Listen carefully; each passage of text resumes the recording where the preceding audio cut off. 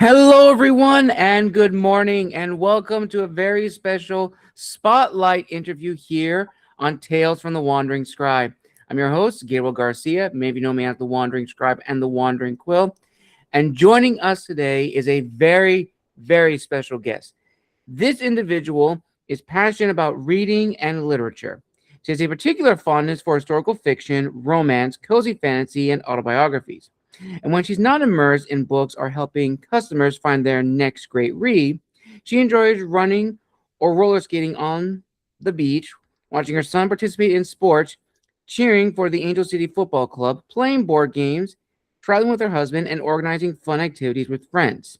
Now, if many of you have seen this individual on social media, you know that she has a huge following and is an amazing and sweet person.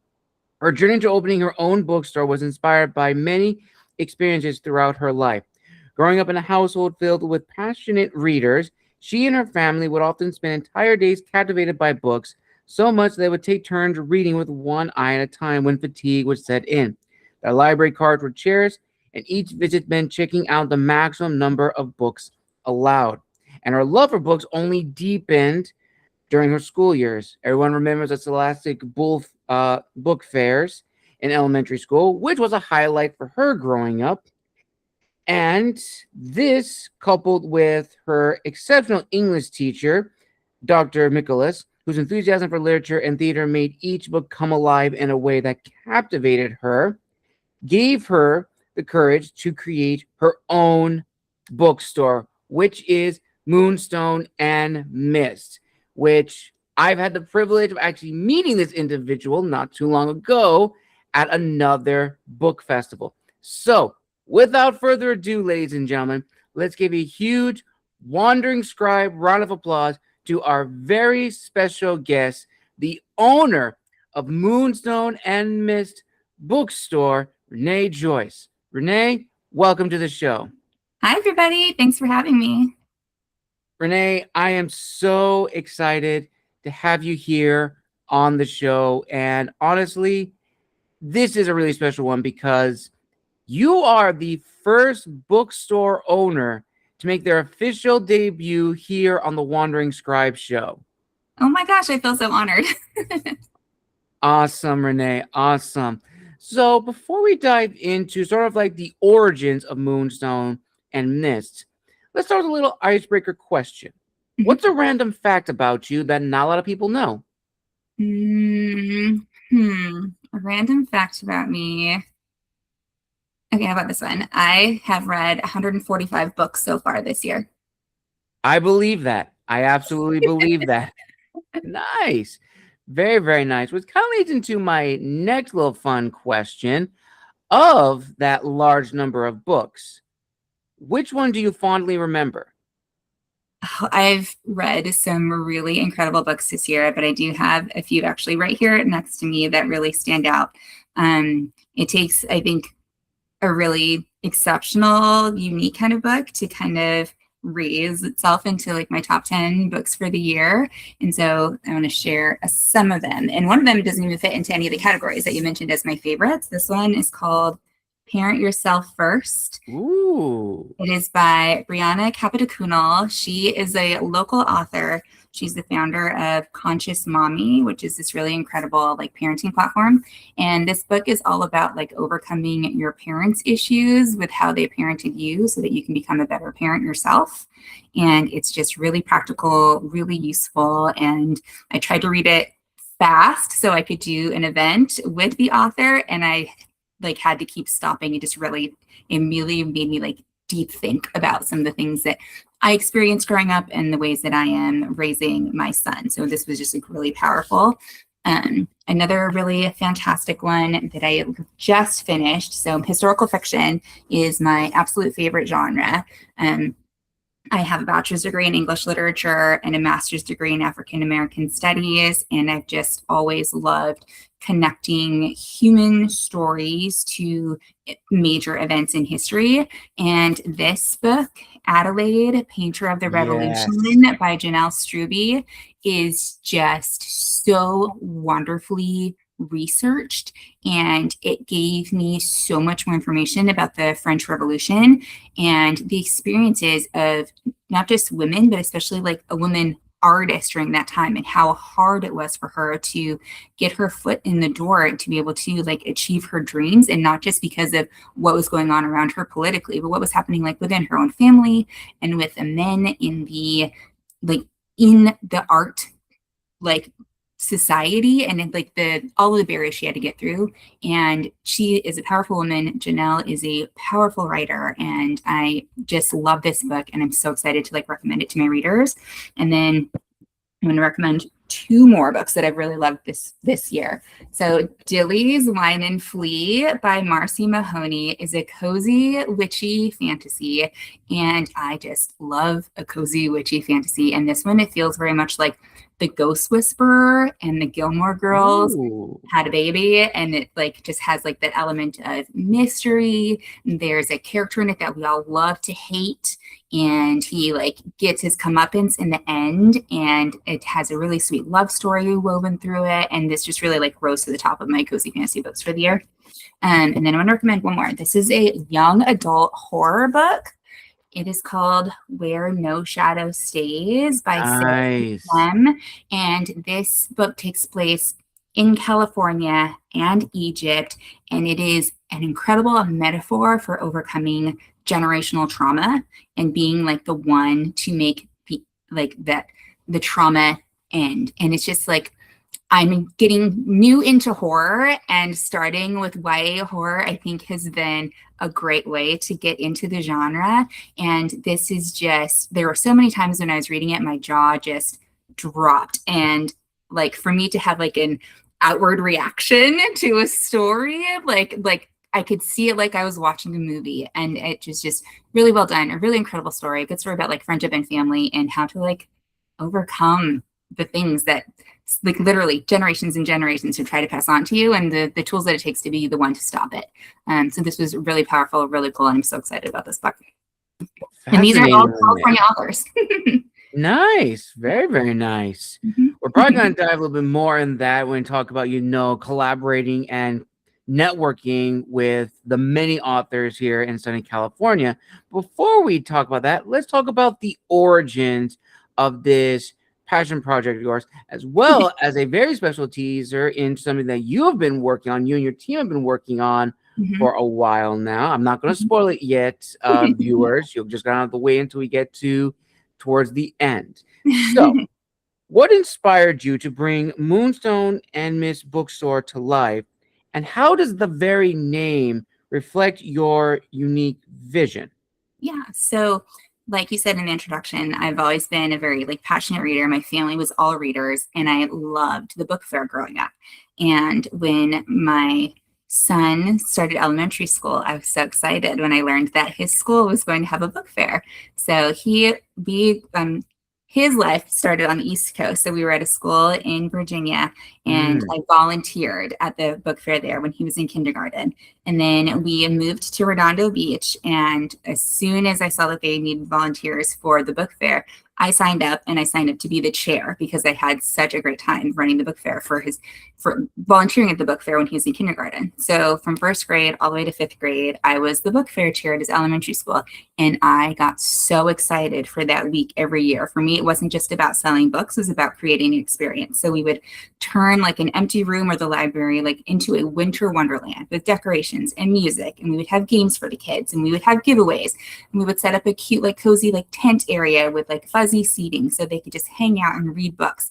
And I just loved that week every year. And then when he started middle school, the librarian ran the book fair, and she didn't need any volunteers. And I was just like, stab me in the heart, take away my joy, because I have a pretty boring but important Monday to Friday job. I'm a technical editing specialist in the aerospace industry, which pays the bills but doesn't feed my soul. So all of the work that I would do as a volunteer is what really fed my soul. And so to have the book fair be the thing that like I looked forward to every year and to have it be taken away, I was just like, well, what can I do instead? So I like found different ways to volunteer to school, but it just wasn't the same as the experience I got selling books. Like when you see a kid look at a book, they're intrigued by the cover, and they pick it up and they open it up and then they sit down right where they are, right there on the floor. And you're like, that kid just fell in love with a book.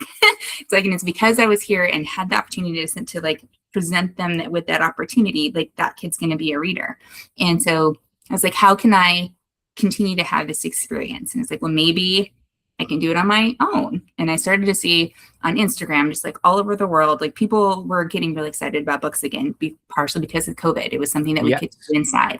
And as we like emerged out of COVID, I was seeing more bookstores opening, more like book trucks and like pop-up bookshops. And I was like, oh, I could do like this pop-up bookshop thing. So I didn't even tell anyone in my family that I was like pursuing this as an idea. I like called my mom and I was like, I'm going to like have some stuff shipped to your house, because I didn't have like enough space in my house for all the things that I was planning. And I knew I wanted to do like a practice pop-up like in her backyard.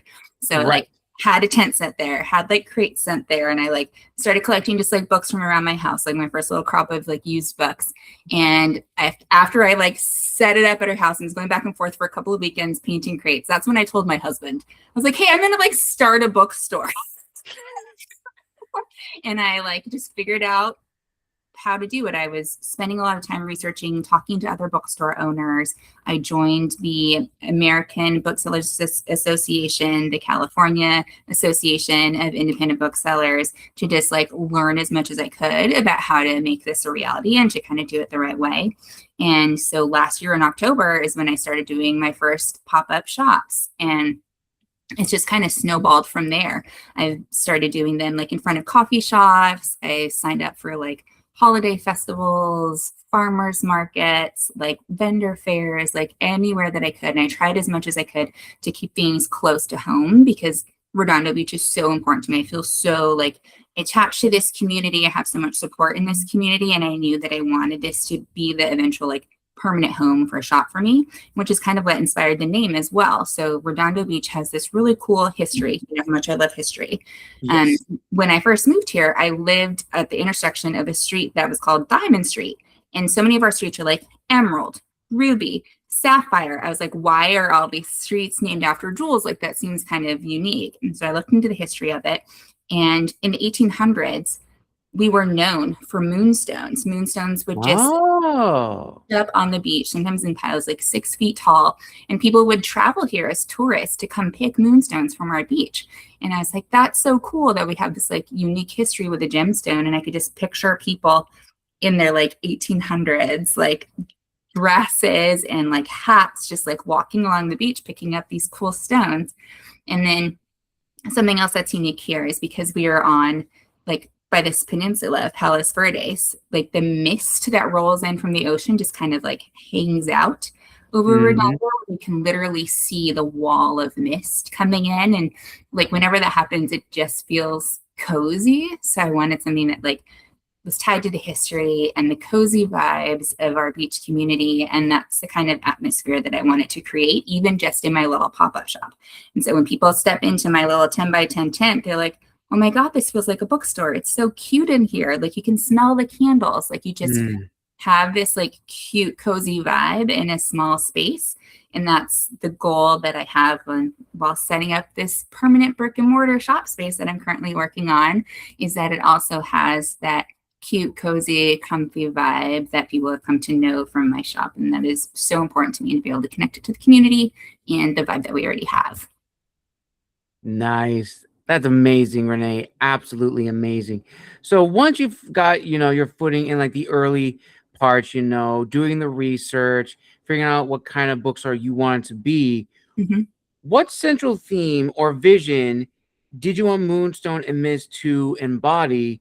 And how is that expressed throughout the customer experience? As an add-on to that, since you also work with an array of California-based authors, how do you select a diverse array of books and genres that fill your shelves? Because I've seen my friend Kaylee Robinson's book has been there numerous times. She praises you guys to the heavens.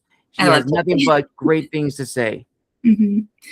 So I think part of it is I'm going to be carrying bestsellers, because I know that's one thing that people are going to look for, but I'm also very picky about what I sell. Like I'm lean heavily into fiction. If it's nonfiction, it really has to, if it's about California, if it's by California authors, if it's something like really topical that I feel like people should be seeing this that maybe they're not seeing, then that's what I'd like to highlight. But when it comes to like every other genre, like this really is a neighborhood bookshop, and I listen to what my customers are asking for. So I had a lot of customers coming in asking for tarot cards and like books about astrology and metaphysical books. And I am reordering those things every week. So it's important to like listen to what the community is asking for.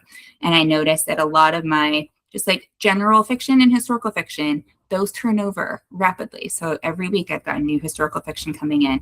And the children's books, especially now that I'm at the Riviera Village Farmers Market, every Sunday, families are coming in, like literally every Sunday, they'll come in and get a new children's book. So I always like to have fresh picture books, bringing in like new graphic novels for kids, and not just the stuff that everyone knows. It's not just Diary of a Wimpy Kid, not just Dog Man, but what is similar to that the kids might not yet be aware of. Just because it's the most popular doesn't always mean it's like the coolest or the best for that kid. And so I talk to my customers, figure out their interests. If they're looking for something that's really spicy, like I know how to point them to the spicier books. If they're looking for romance, but they prefer all of the spicy stuff to be closed doors, then I will try to refer them to the books that are really fit their needs. And then they come back week after week looking for things. I have one customer, she owns a music shop here in Redondo. And every time she comes to my shop, she's just like, what am I reading next? She will read whatever I put in her hand, because she knows that I've listened to her and she likes the vibe of the books that I've suggested to her. So she'll just literally read whatever I put into her hand, which is like I feel like it's a huge compliment to me to be able to find books that match people's taste. And I think by going to things like our local book festivals, like the OC Book Festival, the LA Times Festival of Books, the Enchanted Realms book festival, and speaking to the authors there, hearing them talk to you about their books. So even if I don't have the time to read them all, because even though I have read so many books this year, I don't have time to read everything.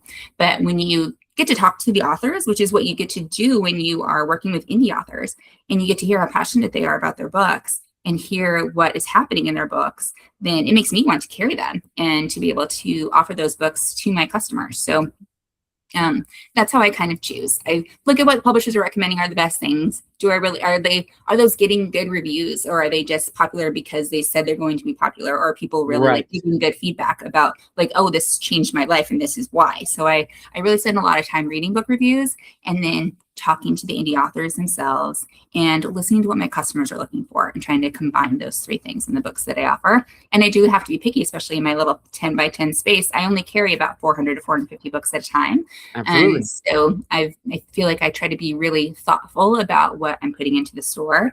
And as I'm preparing for like having a bigger space of the brick and mortar, I've spent so much time like building the lists for what is going to be available in the store right away, because I want people to have that sense when they step into my shop for the first time that I've put thought into every single book that is available on my shelves. Absolutely. And you kind of already hinted at this, but I'm very curious, as you're going, through the trial and error phase, how did you figure out, the kind of pop-up markets, festivals, and other community collaborations really fit well with, again, the message and theme of Moonstone and Mist? Because I imagine it probably wasn't easy in the beginning of like, where can I go that now is going to have the most traffic of people, but I'm also going to get not a return on investment, so to speak, but it's like I'm going to make that connection. Even if people don't come to the store and, buy a book, I'm at least making that connection and letting people know, hey, we exist. So first, it was just going wherever they would say yes. My first like official pop-up was in front of my friend Shawnee's shop. Her shop is called Exquisite Aesthetics, and it's in the Riviera Village in Redondo Beach, which is like dream neighborhood. And she was the first person that's like, hey, can I set up my pop-up in front of your store on like Saturday morning? And she was like, sure. So I did my first pop-up there, and it was in the neighborhood that I wanted to be in. And that kind of like propelled me into, okay, like what can I do next? So I just started going to different like coffee shops in Redondo, asking them if I could pop up randomly. And it took like a lot of bravery to like go approach businesses and be like, Mhm. hey, I'm trying this thing. Can I come set up outside? Like I'll do some paid advertising so people know this is happening. So people will come shop for books and also hopefully go inside and like get coffee. So and that's how I started like going to coffee shops. And then I thought about the events that I already would go to just as a person living here in Southern California, like what already appealed to me and like other people like me. So I applied to like be at the Corns Antique Street Fair, which has been happening for decades. So I knew that they already had a solid customer base. And when I reached out to them, they were like, great, we don't have a bookstore. Like we used to have one and she retired. Like you would definitely like fill a need. So I was excited to get started there. And then I tried like for months to get into the Riviera Village Farmers Market and was so excited when they finally were like, yes, we're ready to expand to businesses that are beyond just foods. And it's been amazing to be able to be there every Sunday to be able to build like a consistent customer base. And then when I looked at like different festivals, it was like, what festivals am I already going to? So like in Redondo, we have the Riviera Village Holiday Stroll. We have the Mhm. Riviera Village Summer Festival. Hermosa Beach has this amazing festival twice a year, Memorial Day weekend and Labor Day weekend, Fiesta Hermosa. So I was like, these are big things that are already happening like in my neighborhood. They have a big variety of vendors. Maybe they'll say yes to a bookstore. And luckily they did. And those have been huge events for me. But there have also been things that I've tried where like I didn't have a good like you said, return on my investment. And I was like, well, at least I tried. Like maybe it just wasn't the right fit for me. Or I've learned that sometimes the farther away I go from home, like the less successful I'm going to be. And then I've stopped like going to things that are like farther away because really my customer base that I want to build is here, like in Redondo Beach, like in the South Bay, like to be a neighborhood bookstore. So I've like kind of reeled it in and not just going for let's fill up every day of the weekend so I have something to do, but like what can I do that's close to home? And then I try to figure out things that I could do that bring like a variety and maybe like appeal to different customers. So like if a local brewery is doing like a Renaissance themed day, those are usually like incredible events for me because I'm a huge Ren Fair fan. I love getting into the like costume vibes. So I have a good variety of like fantasy books and like historical fiction books that like appeal to the audiences of those kinds of things and just like really cool merch that goes along with those kinds of things. So I found that those have been really successful.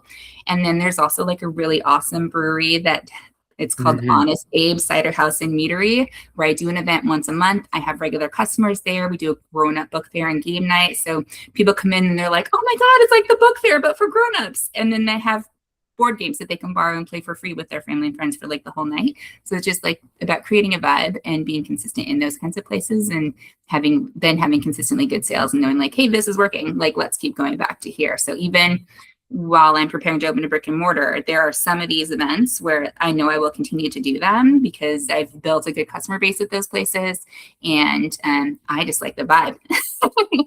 Absolutely, absolutely. And I've heard from a lot of good friends who have had the opportunity to have their books at your store. I myself am also one. I've never actually had the opportunity to work with a local bookstore, but it is, exciting and awesome. And again, huge thank you to Kaylee because, again, she has said nothing but good things about Moonstone and Mist. Absolutely loved your setup and everything. Another thing too that I've heard from a lot of people who have gone to your pop-up bookstore is that the atmosphere is so inviting, so engaging, and the setup is so beautiful, especially the little card you have underneath section and genre of books that Mhm, lets people know this is what you're getting into. mhm. So can you recount any memorable moments or extraordinary experiences that have resonated with your customers at one of these pop-up events that you've gone to? Oh my gosh, yes. So, well, there have been so many, but so a few things that really stand out. So, um, when I was at the Riviera Village holiday stroll, I had the opportunity to meet the librarian from Redondo Union High School. And she loved my setup. We'd already been, like, I was following the library on Instagram. She was following my shop. And she said, we used to do Scholastic Book Fair, but we stopped doing it because they weren't really bringing books that my students were interested in. Would you be interested in doing our book fair? And I was like, oh my God. My dreams are coming true. Like, I get to go do a school book fair, but with like my own shop. So I did my first book fair at Redondo Union High School in the spring. And while I was there, I had so many compliments from the students saying like, oh, you bought such a cool selection. Like you're taking our like questions really seriously. We love the books you're recommending. So that was like really amazing. So I've continued to have this good relationship with our local high school. And I learned that they create a student like literary magazine. The students submit the like poetry and the short stories that goes into the literary magazine. It's edited by the students and the librarian publishes it. And they do this twice a year. It's called The Compass. And when they did their release party at the end of spring, I was like, oh my God, that's so cool that you guys like create this literary magazine. Can I sell it at my shop? And so the librarian was like, oh my gosh, that'd be so rad. Of course you can sell it. And so I now carry The Compass, and 100% of every purchase of The Compass goes back to Redondo Union High School in the form of new library books that the librarian and I worked together to come up with a list of books to purchase for the library. And so I had The Compass on display when I was selling books at the Riviera Village Summer Festival. And one of the students and her mom walked into my tent, and she was just looking around, and she looked down at the table and she was like, is that The Compass? Oh my God, it's The Compass. I'm in The Compass. Something I wrote is in a bookstore. And her mind was blown. And even talking about it now, I have goosebumps because I was so excited for her. And I learned that she's a sophomore. She wants to be a writer. And I was like, you already are a writer. Something you wrote is in my bookstore. And I had her sign every issue that we had on the pages where her submissions were, and she took a picture, and her mom bought several issues to mail to grandma. And it was just like the coolest experience to know that I was able to give this student, this young writer, this experience. And like, she posted about it on her Instagram. The next day, another student came in to sign the copies where her submissions were, and to know that I can support young writers while also being able to give back to the library and to continue to build on that relationship just brings me so much joy. And I feel like that really like encompasses the way like I want to continue to be part of our neighborhood and to like support not just our students, but all like local writers and give them a chance to be able to showcase their work and to be able to shine and grow. Absolutely. Absolutely, Renee. That is awesome. Thank you so much for sharing that. Now, this next question is something I think is very important to ask. As a fellow independent creative, what has sort of been like the biggest obstacles you've encountered along the way as a business owner with Moonstone and Mist? Mm-hmm. So, even though I live in Redondo Beach, which is an expensive area, I am not a wealthy person.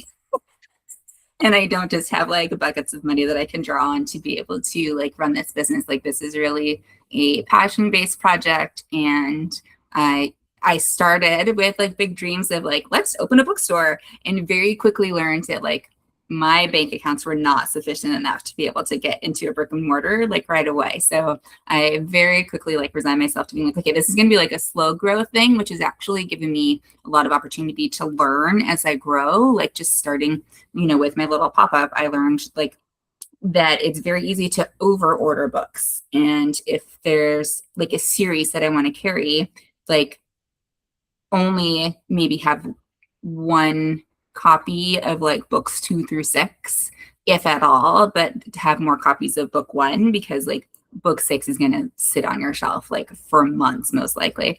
And so I learned how to like manage the number of books that I was ordering, like while I'm growing, but also learning that like my I could still work toward achieving my dreams, but doing so in smaller steps. And that it's also really important to say yes to opportunities when they are given. And so pivoting from going straight into brick and mortar and starting smaller, I feel like has opened up doors that I wouldn't have even considered.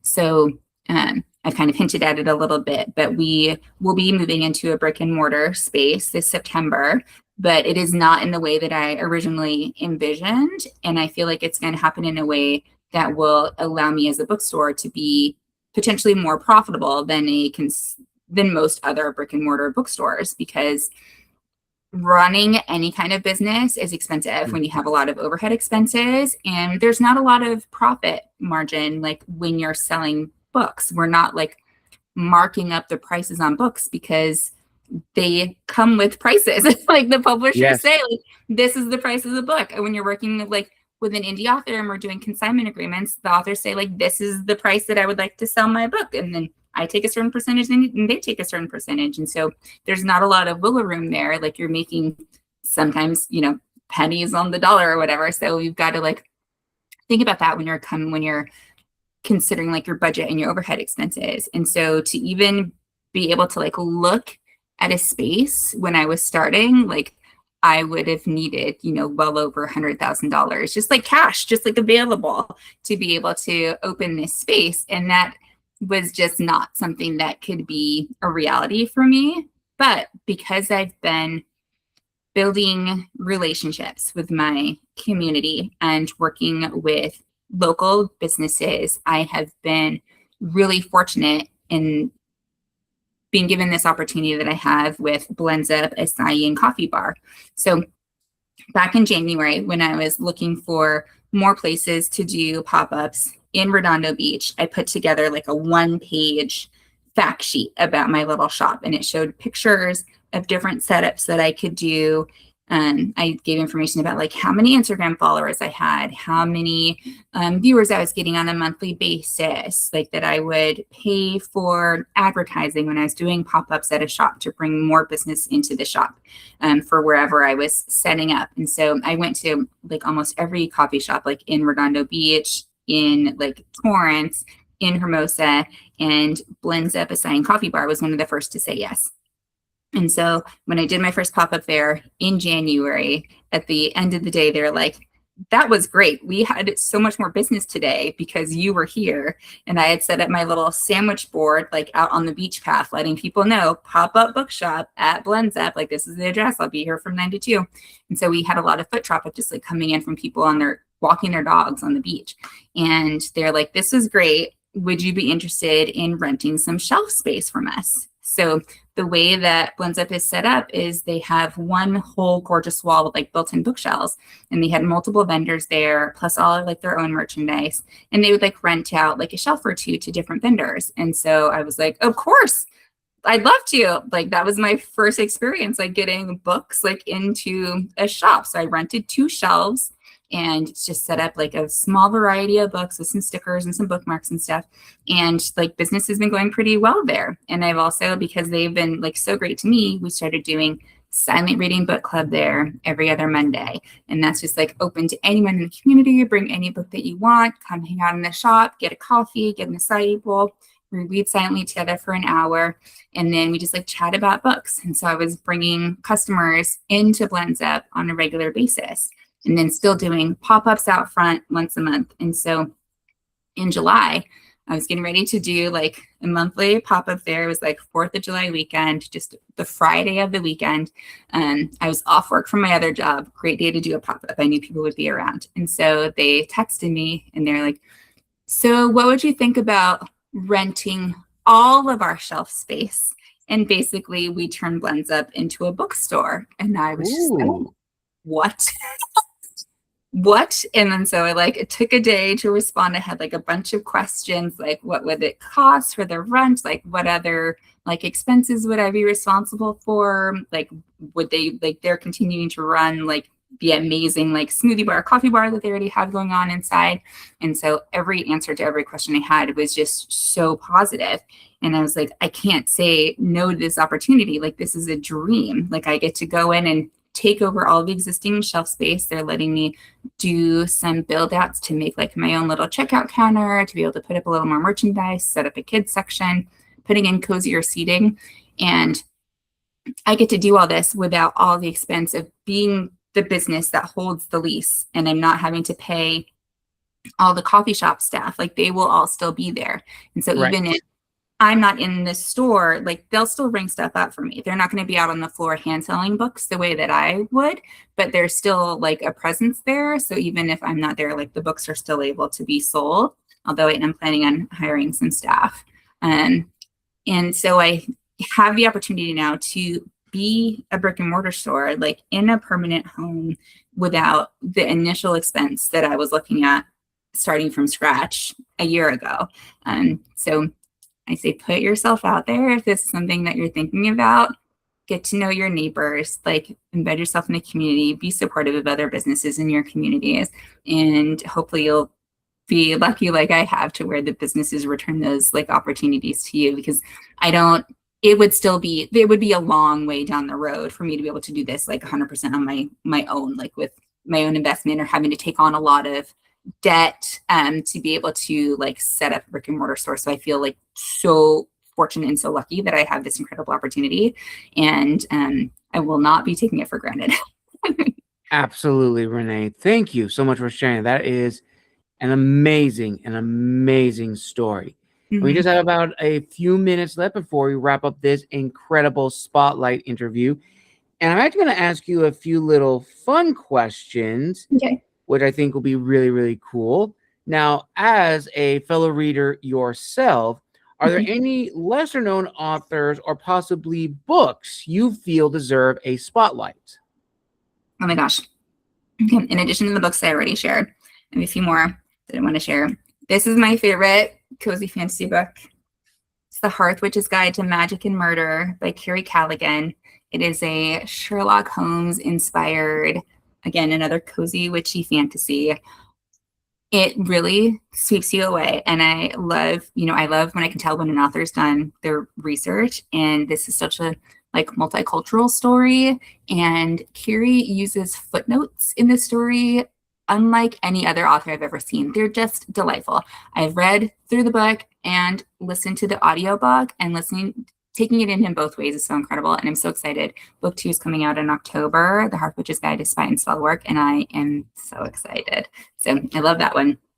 And then a lot of times I feel like when you are reading romance books, sometimes the characters aren't super believable. The tropes are just like too tropey, or they're either the characters are super young, or they're just like not super relatable. And this series by Jeannie Cho, Take Me Back to the Start, is one of the books in this series, is so wonderfully written. It was this series is one of my favorite like romance books that I've read this year. Book 3, I believe, just came out last week or is coming out next week.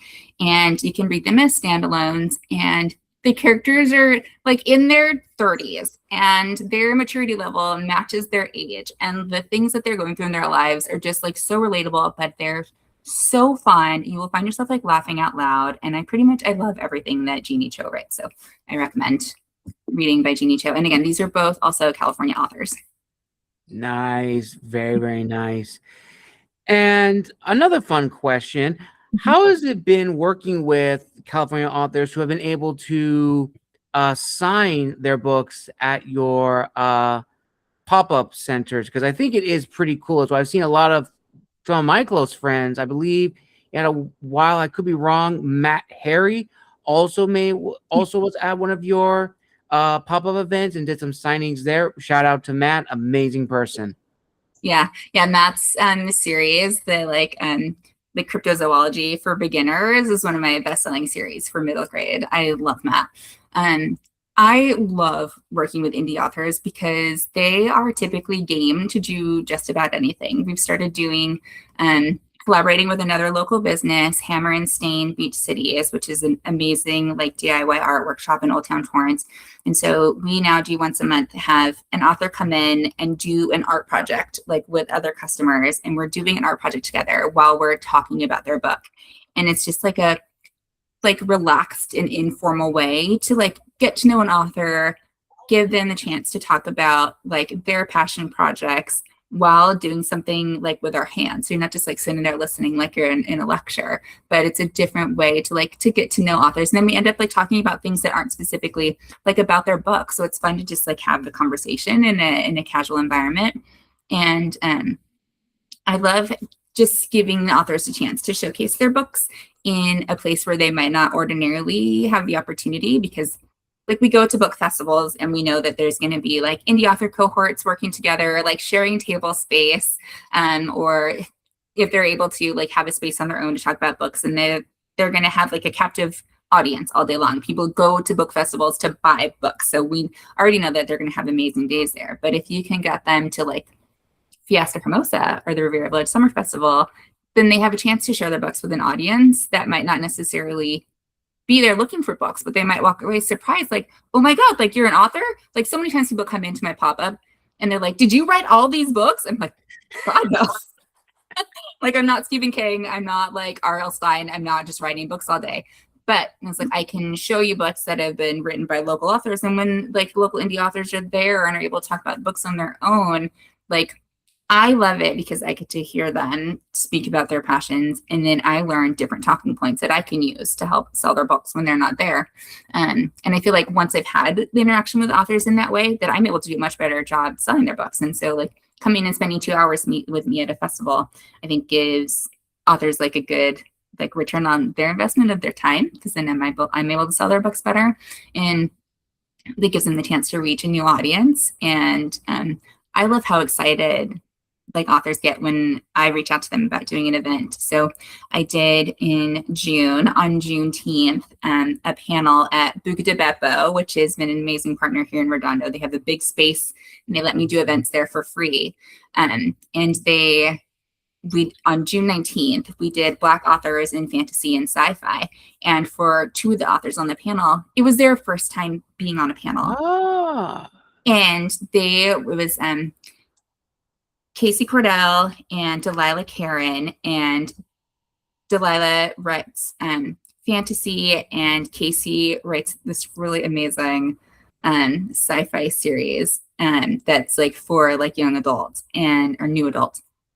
And for them to be like, they were so excited and so nervous, and I like try to make sure my authors are prepared, and I give them the questions beforehand, so like they felt pretty comfortable. And at the end of the day, everyone was like, that was amazing. It was also my first time moderating a panel, so it was a really cool experience for all of us, and I was so excited to give them the opportunity to do something for the first time. And like now this is something that hopefully they can be able to repeat like at other events, and hopefully like other bookstore owners will be like, oh, hey, I heard that you've done panels before. Like, do you want to come do a panel at our store? I just try to give them the opportunity to be successful and to like get to know audiences in a different way. That is beautiful, yeah. Renee. Like that is absolutely beautiful. And we have now reached the end of this incredible spotlight interview. And I know that you are going to do a lot of great things with Moonstone Mist, and I cannot wait to see when your physical store becomes a reality, because I do plan, once I figure out, travel, I am going to find a way to come down there and actually, if possible, do a signing at your physical store. You should come to my grand opening, Gabriel. Oh, I would absolutely love that. I would absolutely love that. And I'll make sure to tell all of my friends as well, my fellow authors here in SoCal. And on that note, ladies and gentlemen, we conclude this incredible and very special spotlight interview here on Tales from the Wandering Scribe. I want to give a huge thank you to Renee Joyce for coming on the show, making her official debut, and hopefully not the last. Now, Renee, where can people find you and Moonstone Mist on social media, as well as subscribe to any newsletters? And do you have any upcoming announcements you would like to share? Yeah. So you can follow me on Instagram at Moonstone Mist Bookshop. You can come to our website, which is moonstonemist.com. You can come to our brick and mortar shop. We will be soft opening on September 1st, and our grand opening will be on September 26th all day long, 9 a.m. to 7 p.m. And our new address will be 1913 South Catalina Avenue in Redondo Beach. I recommend making a day of it because you can come get your bowl, get your coffee, get some books, meet some authors, do some cool like arts and crafts activities. We're going to have a lot of really cool vendors there with us. And then you can just walk to the beach. We're literally a block from the beach. It's like a dream location. So that'll be on September 26th. And then for some cool events that I have coming up next weekend is Romance Weekend. And so on August 14th at 6 p.m., we're doing a spicy romance book night at Buca de Beppo. And we're going to have 3 amazing local authors there. So I'm super excited to do that event. And then coming up in September, we're going to do a Season of the Witch book night with 4 authors. Curie Callaghan, who I mentioned earlier today, will be one of the authors on that panel. So come check that out. And all of our events are on our website and on our Instagram. Excellent. I will link all that down below in the description of this video. And if you are a local indie author here in sunny California and you'd like to get your books in a physical store, I will link all the information to have you reach out to Renee. And who knows, I may see your book on their social media or maybe at a local pop-up with you guys signing it. I cannot wait to see what happens. And again, a huge thank you to Renee for coming on the show. And if you'd like to see her back, possibly in a follow-up interview or maybe even a roundtable with her and other indie bookstores in and around the greater Los Angeles area, you know what you have to do. Like this video, comment, and subscribe to the channel. Until next time, everybody, this has been The Wandering Scribe and The Wandering Quill. Signing out, wish you all a wonderful Saturday wherever you are in the world. Take care, everybody, and we'll see you all in the next episode. Have a wonderful day. Bye.